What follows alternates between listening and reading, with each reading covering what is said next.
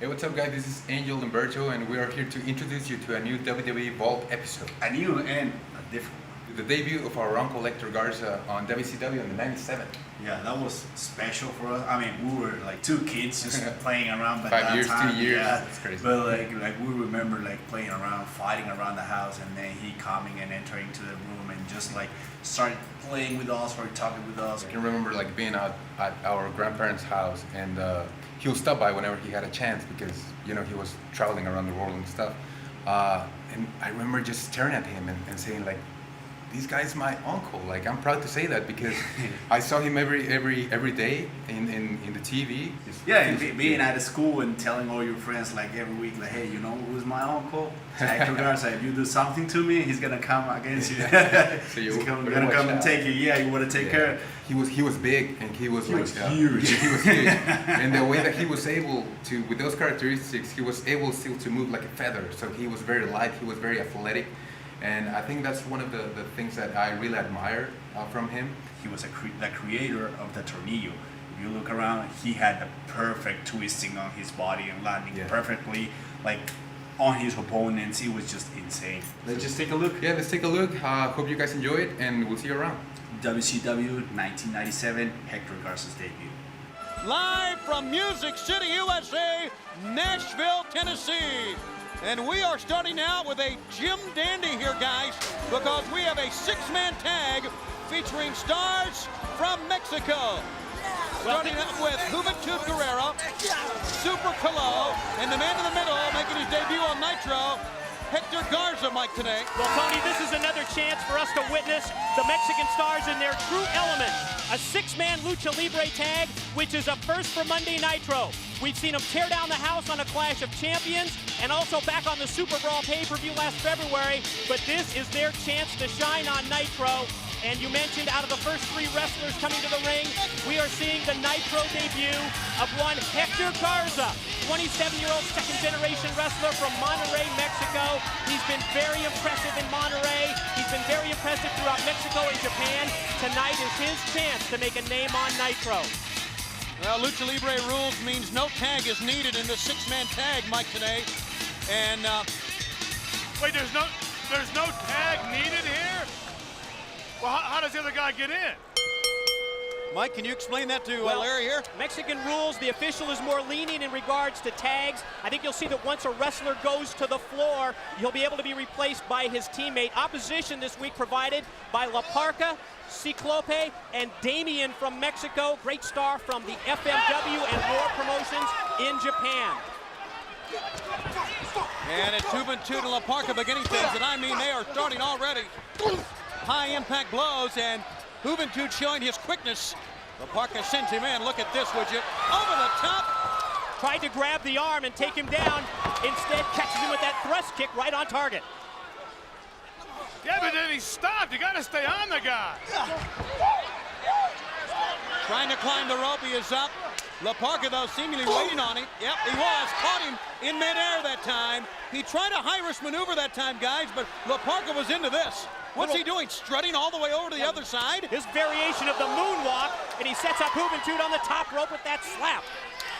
Enabling Juventud now to come over. I think that time La Parca thought possibly to try a power bomb, but the momentum got him all the way over the head scissor takeover. Well, now La Parca ran off, so that means another guy can come in. Well, this time they actually did make a tag, but in Mexico that's not required. But this isn't Mexico. But we're under Mexican rules in this match. You're right, Larry. This is not Mexico. I can drink the water here. Wow. Cicope with a lariat that time, sending down Super Calo. Now, fans, we had been saying Calo for so long, but we understand the correct pronunciation is Calo. And up on top, Calo, how about that maneuver? Well, he came right back down and hooked his head. Again, boy, all these guys in there, just like he had six evil Knievels, no motorcycle. Guys are a bunch of daredevils, if you ask me. Calo been so impressive in the cruiserweight ranks. Look at that. That flying head scissors takeover. Sending the man down and out of the ring. A suicide dive! He's in the third row. He flipped up and over the steel guardrail. How about that? All the have never seen that. Super Colo, and that is a moment a fan at ringside will never forget. Yeah, if he ever wakes up. Now we see Damian and Hector Garza in action. Whoa. You know, gentlemen, we've seen some incredible high-risk moves from many of the wrestlers from Mexico, but in my opinion, Hector Garza has invented the most spectacular flying move in wrestling today. He calls it the corkscrew plancha. It's a top rope high-risk move that I hope we get to see tonight. Somersault through that time and a great spinning backbreaker, sending Damian down a drop kick, and Damian goes on the outside. Here goes Garza to the far side, the baseball slide drop kick, sending Damian all the way to the safety rail. He's up top, Mike.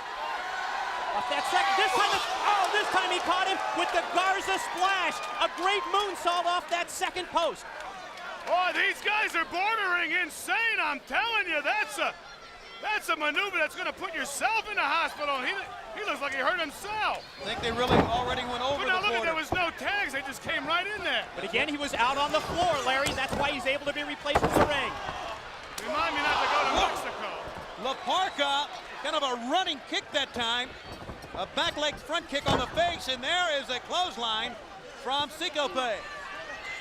Now, everywhere I go, I'm asked questions about the backgrounds, the identities, the history of Mexican wrestling. And within the next month, I'm going to be making a trip to Mexico, and we'll try and bring some insight through some video packages and shed some light on the great tradition of lucha libre, professional wrestling in Mexico. All right, Mike, we look forward to having that on our program in the weeks to come. Well, you know, it obviously has a different historical background to develop into this kind of daredevil style. I mean, these guys cannot have a long future physically the way they're going. Their lifespan has to be maybe 5 years or so. They put their bodies and their careers on the line every night, Larry. But they certainly give the fans some exciting moments in the ring each and every time they go out. Garza now tripped by Damian on the low side. The fans. Hector Garza we see out on the floor now, being held by Damian in that full Nelson. And now the only 2 men left in the ring are going at it. Big power slam, 1, 2, and well, that time it looked like La Parka almost let him up. Well, I think Juventud, he just kind of wiggled his way out of there. And La Parka right. threw him too hard, landed on his feet. Oh boy, missing the splash. Oh, God, Damian oh, God. hit the wrong man. La Parka spills down to the mat. Now to the far side, Juventud. Right here, man. Oh my goodness. I thought it was a double flying head scissors, and instead he just took Damian right down to the concrete. But I think Juventud got the worst of it. Damian's slow to get up, but Juventud looked like he hit the concrete when Damian hit the mat. And now La Parka on the outside. Who's left? That's probably who's going to win.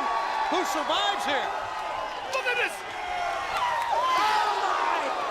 Somersault in midair, flip plancha to the floor by Juventud on La Parka. And Super Colo and Damian going at it. There goes Super Colo. That time went head first. Feet hit the safety rail. There are bodies everywhere.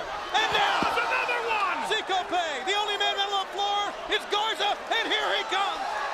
Well, why not? This might be the move. There it is. Oh my! Twisting corkscrew plancha, and I think he took out all 5 on the floor. This guy think he's Captain Planet? Incredible match. Yeah, but then he ran right into it. Up on top goes Sikope. Garza puts him in a powerbomb. 1, 2, 3.